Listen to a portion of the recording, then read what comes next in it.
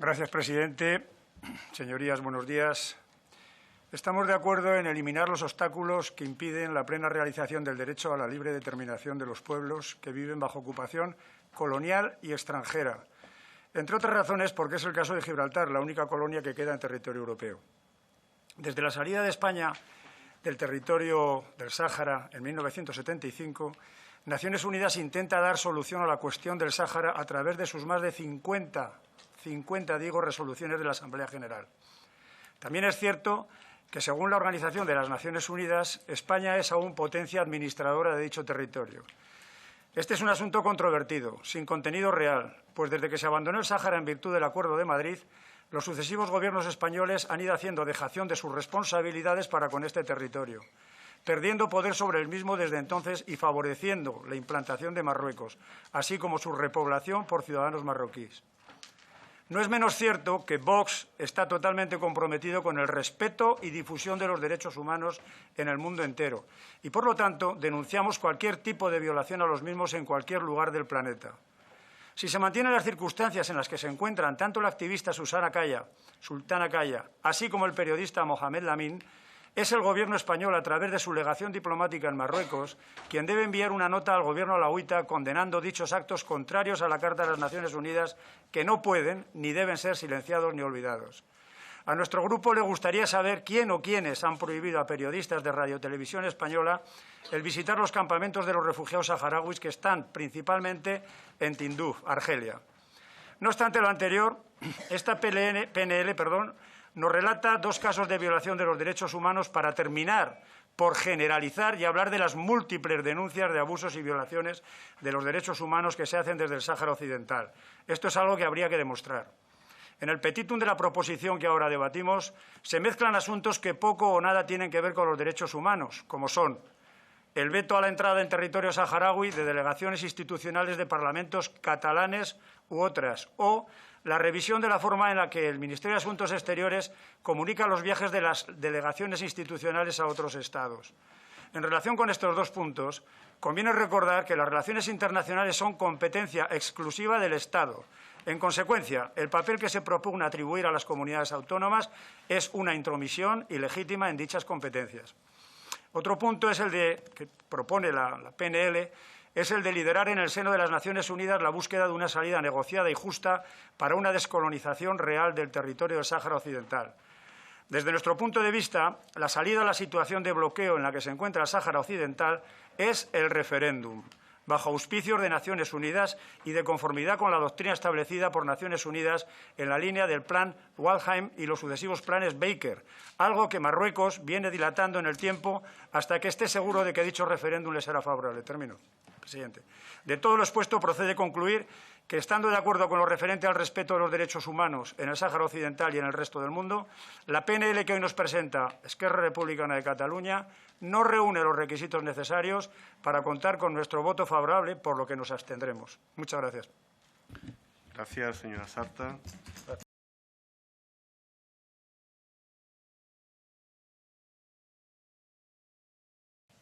Muchas gracias, presidente. Una vez más, agárrense a la silla porque voy a hacer... es loable el esfuerzo que tiene el Grupo Socialista en el Congreso de realizar una tarea de trabajo, de presentar iniciativas. La pregunta que yo me hago, fruto de ese trabajo, que les felicito sinceramente, es: ¿escucha el Gobierno del PSOE al Grupo Parlamentario del PSOE? Porque cuando se autopresentan ustedes PNLs se produce un efecto muy perturbante, o por lo menos peculiar. Y es el siguiente, es que, bueno, su PNL, su exposición de motivos habla de que, bueno, la culpa como siempre es de Trump, etcétera, y de repente nos dicen luego que, lamentablemente, entre 150 y 170.000 personas afganos que trabajaban junto con los países aliados, se supone, por tanto, que con España, fueron abandonados. Palabras de su exposición de motivos. ¿Han sido abandonados colaboradores de España? Porque entonces me tengo que no creer al señor Álvarez, que en agosto decía: no dejaremos a nadie atrás en Afganistán. Me tengo que creer al señor Álvarez, ya de noviembre, un poquito más light, que decía que está cumpliendo con su palabra de no dejar a nadie atrás. Qué pena que el señor Álvarez no escuche al Grupo Socialista en el Congreso y no sepa que sí hemos dejado a gente atrás. A muchos. De hecho, ni siquiera nos contesta el Gobierno ¿A cuántos calcula que podemos haber dejado atrás de los colaboradores que han quedado en riesgo y a los que han olvidado? Así que su exposición de motivos parte de la autocomplacencia y entra en las contradicciones. Claro, este triunfalismo de Álvarez, porque ustedes dijeron, y me gusta la frase, muchos ciudadanos afganos no pudieron alcanzar su esperanza. Coma, señor Álvarez, téngalo usted claro. Así que me gusta utilizar las palabras del propio Grupo Socialista. Con respecto a ese triunfalismo de Álvarez y este fatalismo del grupo del PSOE, pues claro, evidentemente la situación humanitaria es terrorífica. No acabamos de entender muy bien esto de la ayuda humanitaria plus y por qué no la super plus. Yo no entendemos el perdernos en las normas. Y hay un cierto fatalismo, como decía en la proposición, porque claro, dicen que es imposible las acciones para el desarrollo sobre el terreno en estas circunstancias. También un ministro, que creo recordar que sigue siendo del PSOE, dijo que entre los acuerdos que se habían alcanzado con los talibanes, que en aquel momento, ¿se acuerdan?, se montaban en los coches de choque y parecían una gente hasta civilizada según el discurso de los medios oficiales del movimiento progre, resulta que no se está pudiendo hacer cooperación al desarrollo sobre el terreno. Resulta que gracias a la PNL del PSOE hemos descubierto, o resulta que el tiempo nos está dando la razón a los que decíamos que esa salida se había hecho mal e iba a ir aún peor. Así que, por supuesto, entendemos que sí que hay que seguir trabajando la ayuda humanitaria, entendemos que sí que hay que seguir trabajando con los diferentes países limítrofes. La autoenmienda, el por qué defender a las niñas y no defender a los niños, nunca lo entenderemos. Creemos que hay que defender a todas las víctimas de una situación como la que se vive en Afganistán.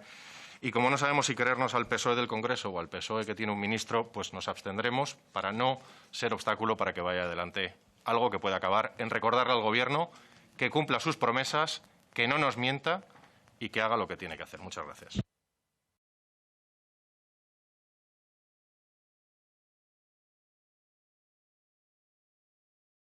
Muchas gracias. Me gustaría resumir, si alguien estuviera escuchando esta comisión, a alguien ajeno a ella, de una forma muy sencilla, lo que están proponiendo. Y básicamente yo diría que estamos ante un expropiese manóntropo, es decir, un expropiese, pero durante un ratito nada más, ¿no? Y esto es una gran trampa moral, sea para las vacunas, sea para un medicamento o para otra cuestión, porque el enorme desconocimiento que tienen algunos grupos políticos de cómo funciona el mundo de la empresa, el mundo de la economía, incluso farmacéutico, les lleva a estas situaciones en las que, necesitando de la invención, de la iniciativa y del desarrollo privado, sin embargo, piensan que igual que a los ciudadanos nos pueden dar capones antidemocráticos sistemáticamente, como ha demostrado el Tribunal Constitucional, se piensan que también a las empresas las pueden llevar a capones. Precisamente las empresas con las que han tenido cercanía, porque no voy a ser yo el que defienda necesariamente ni santifique a las Big Pharma, como precisamente han hecho estos gobiernos o sus socios durante este periodo de tiempo.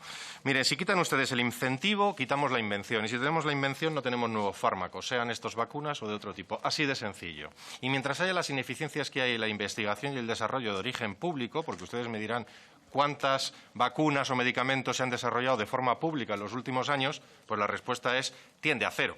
Y cuando tiende a cero, el problema es este, que ustedes gestionan a capones y capones antidemocráticos. Tienen esta tendencia, esta pulsión al expropiese, en este caso temporal, pero es un expropiese, por tanto, como decía antes, manóntropo, tranquilito. Pero bueno, ¿quién les garantiza que no les van a expropiar a largo plazo y les van a quitar ese incentivo? Miren, que el Gobierno ataque a las empresas privadas, pues sería hasta comprensible, sabiendo que es un gobierno de izquierdas, para izquierdas, superizquierdas y megaizquierdas superturbo. Pero el problema es que si el Gobierno está dedicando dinero a conseguir que haya investigación, no se está hablando aquí del hecho de que los gobiernos, en este caso el Gobierno español, que ha gastado muchísimo dinero en esta investigación, ¿a dónde ha ido ese presupuesto dedicado a la investigación? ¿Me quieren ustedes decir que no es parte no es copropietario en este momento el Gobierno y no podría ceder o renunciar a esos derechos teóricamente? ¿O se han hecho mal las gestiones y resulta que es que con nuestro dinero se ha regalado el dinero sin ninguna garantía? Esas son algunas de las preguntas que nosotros tenemos.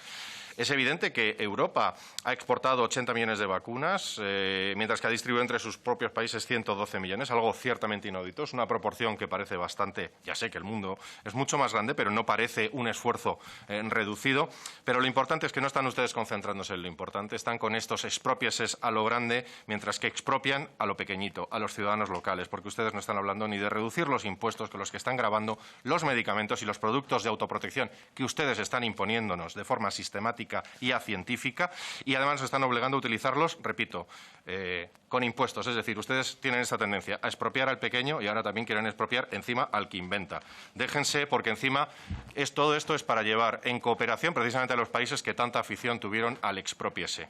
Dejen de hacerlo y piensen un poquito en los incentivos positivos para que avancemos. Gracias.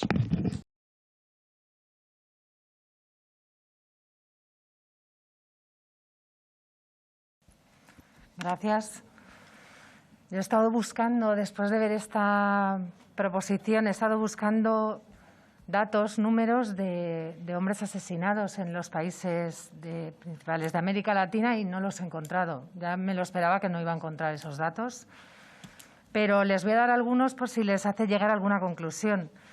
En México, en 2021, han sido asesinadas 3.642 mujeres, 1.004 según cifras oficiales, 1.091 niños, de un total de 28.160 asesinatos.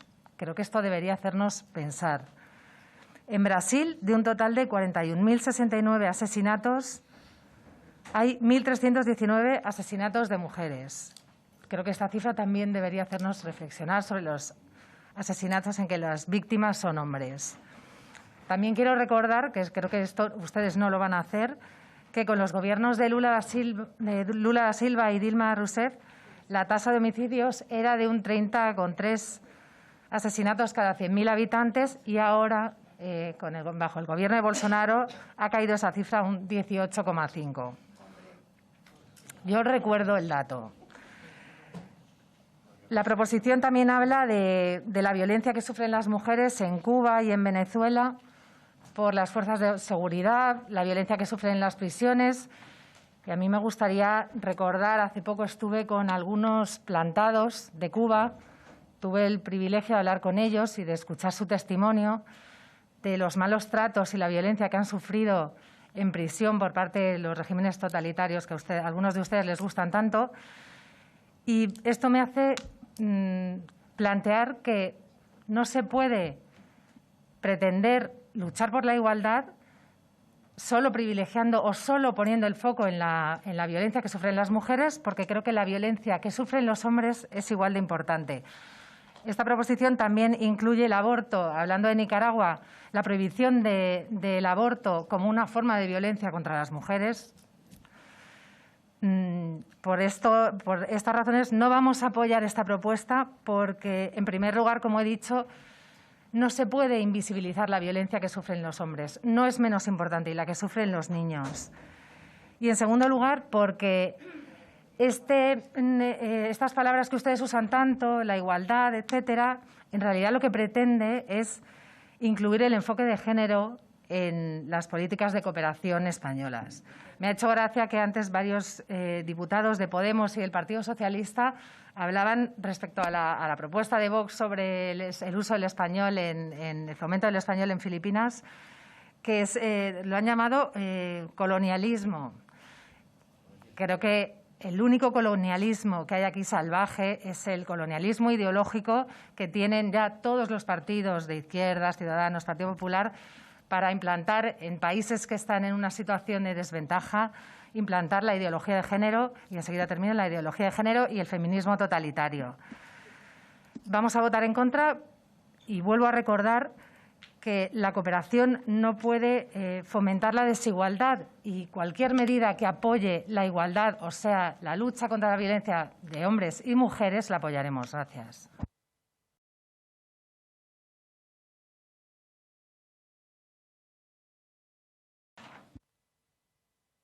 Muchísimas gracias. Evidentemente, como es claro, no solo, aunque no nos hubieran aceptado la enmienda, hubiéramos apoyado esta propuesta no de ley, porque entendemos que, bueno, ya el mero hecho de repasar lo que se estaba diciendo en la propia exposición de motivos con respecto a cifras que ya eran de por sí terroríficas, cuando se hablaba de 600.000 personas desplazadas, cuando estamos hablando ya de varios millones de desplazados y ya de refugiados en Europa, el perverso avance de los datos, de los resultados de esta terrorífica, bárbara, injusta e ilegal invasión por parte del régimen de Putin, que se ha apropiado de Rusia para invadir a su vecino Ucrania, requiere no solo toda la condena, sino toda la preparación, como la que pide esta propuesta del Partido Popular y que, por supuesto, nos sumamos a ella. Pero nos parecía importante, por una parte, recalcar que nuestro apoyo fuera no solo al material defensivo, que entiendo que en la fecha en la que se redactó esta PNL parecía que era lo razonable, sino que nosotros estamos también a favor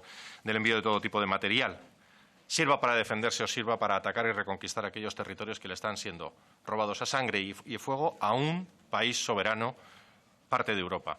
Y esto es importante, y dejarse de memeces del nivel de la presunta diplomacia de precisión de aquellos que precisamente vienen defendiendo las agresiones en unos y otros lugares. También nos parece importante, y por eso la enmienda que trato de defender, de que no sea un conflicto, porque aquí no hay más conflicto que una invasión ilegal del régimen de Putin. Y esa es la enmienda que hacemos. Invasión ilegal, porque no es otra cosa. Es la agresión al vecino de forma ilegal y contra la Carta de Naciones Unidas y la lista de normas internacionales que se están vulnerando es que no cabe ni en la duración completa de esta sesión. Y, por otro lado, del régimen de Putin, porque también hay que pensar en que Putin está haciendo daño no solo a los ucranianos, en todos sus aspectos, sino también a los rusos con un sistema opresor que está sirviendo de excusa para atacar al vecino, por ahora a este vecino, y veremos a ver hacia dónde lleva este afán expansionismo heredero de esa nostalgia de la Unión Soviética, de esa nostalgia de una Rusia basada en un expansionismo territorial impresionante. Recordemos que ese mismo espíritu que lleva a Putin a apropiarse de otros territorios que no son suyos, que lo lleva haciendo ante cierta parálisis del mundo internacional, del ámbito internacional y multilateral, tiene mucho que ver con aquellos mismos que invadieron Polonia desde un lado y desde otro en su día y que lanzó al mundo a la Segunda Guerra Mundial, y ahora estamos hablando de la invasión de Ucrania y lo que pueda venir, que puede ser incluso peor. Así que la apoyamos y agradecemos que se haya aceptado nuestra enmienda, que entendemos que es necesaria en esta fase.